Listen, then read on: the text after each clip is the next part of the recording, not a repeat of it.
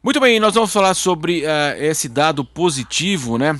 A média móvel de casos de Covid-19 é a mais baixa em 4 meses e o Ministério da Saúde, inclusive, registrou 830 mortes nas últimas 24 horas.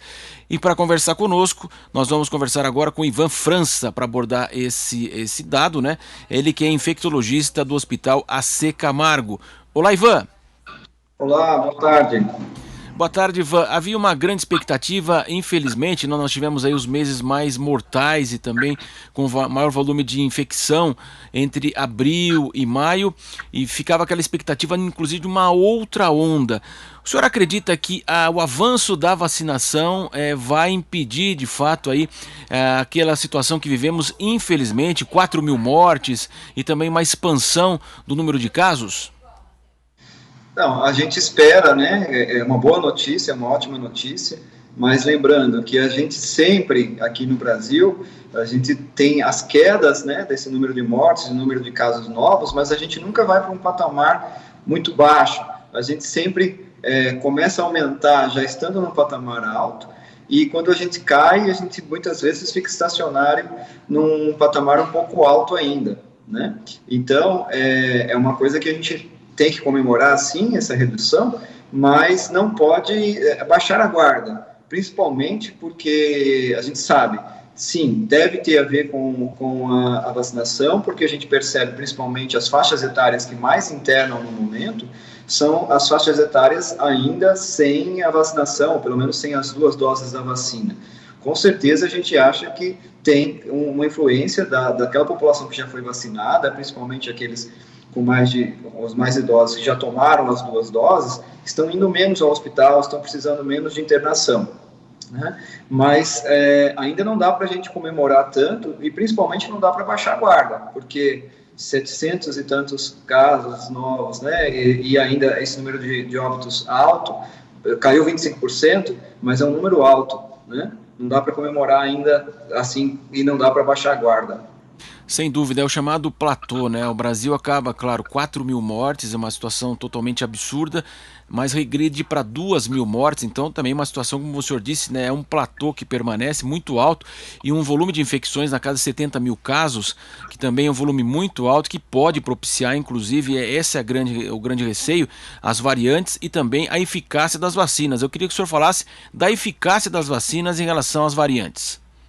Sim, as variantes de preocupação são essas variantes novas, e a Delta principalmente, a preocupação mundial agora, eles classificam como preocupação porque a gente não sabe. Primeiro, já se sabe que ela transmite mais que as outras. E segundo, a resposta às vacinas. A maioria das vacinas que foi testada e desafiada contra a variante Delta parece funcionar, né? Mesmo assim, a gente percebe, né, que os países onde a variante Delta chega, ela se espalha muito rapidamente, independente de encontrar uma população mais vacinada. Então, é uma preocupação, as variantes, né, vão surgindo, mas se você tiver uma grande parte da população vacinada, essas variantes não conseguem entrar naquela cidade, naquele estado. Então, essa tem que ser a estratégia.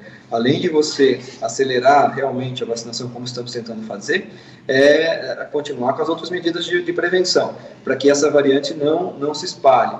Mas todas as vacinas que já foram desafiadas com a variante Delta se mostraram eficazes, sim. Então, as que nós temos aqui no Brasil hoje, a gente não tem notificação de que não funcione para alguma das variantes. Agora, Ivan, até nessa linha que o senhor está abordando, né? A gente percebe que as pessoas, a vacinação felizmente vai avançando no país. Eu queria que o senhor falasse para essas pessoas que estão recebendo a primeira e até a segunda dose, e as pessoas que não receberam, o senhor falou que não é o momento de baixar a guarda.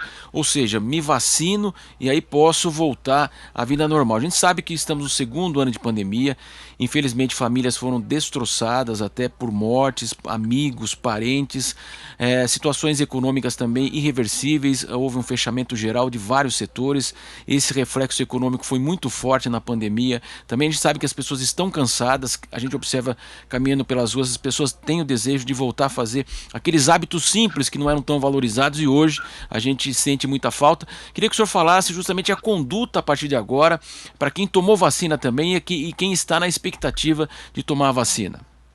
Sim. Não muda nada na conduta, na verdade, duas coisas, né? A gente precisa que as pessoas que estão na época da segunda dose, que elas não percam essa segunda dose, né? Que a gente tem ainda um grande contingente de pessoas que tomaram a primeira dose e não apareceram para tomar a segunda dose, principalmente as que alegam ter tido alguma reação e tudo. A gente já explica isso sempre, né? Que alguma reação, como febre, dor local, dor no corpo, até 2 dias depois é normal, e que isso não deve impedir a pessoa de tomar a segunda dose, tá? Isso é uma preocupação. E a segunda não é que eu me vacinei e agora eu vou sair pela rua, como a gente fala, lambendo o corrimão do metrô, né? Eu me vacinei, mas eu tenho que ainda me proteger, por quê? Primeiro, porque nenhuma vacina dá a garantia de 100% de não pegar a doença. As vacinas protegem contra as formas graves, internações, é isso que a gente tem visto no mundo inteiro, né?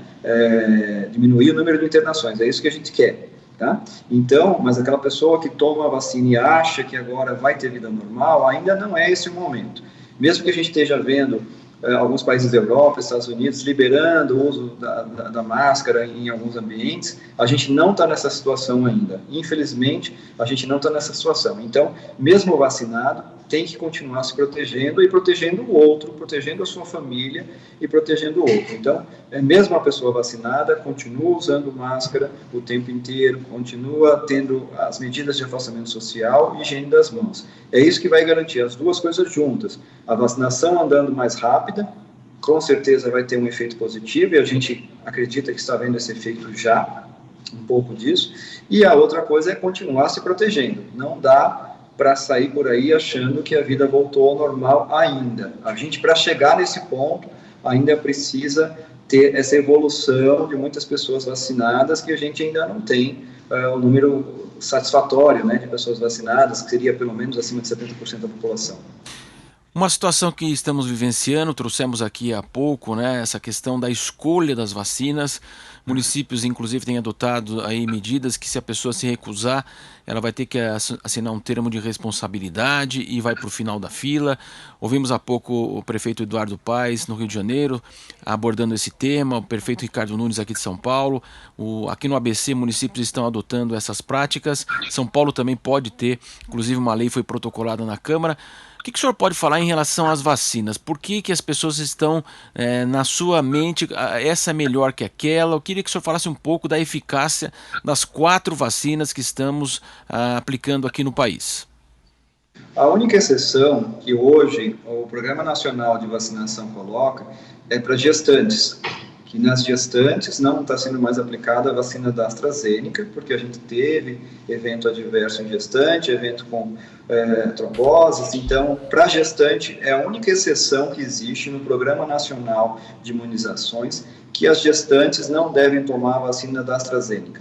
As outras vacinas, todas são boas, todas são comprovadas. É lógico, uma vai ter uma eficácia no estudo clínico maior que a outra, mas todas elas nos protegem. A vacina boa é aquela que eu consigo tomar, a vacina boa é a vacina no braço.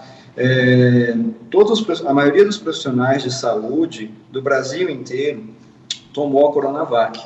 E a gente, sim, percebeu que diminuiu muito a incidência de profissionais de saúde sendo hospitalizados, profissionais de saúde estando em uma UTI, tá? Nenhuma vacina é 100% de garantia, mas eu cito como exemplo os profissionais de saúde.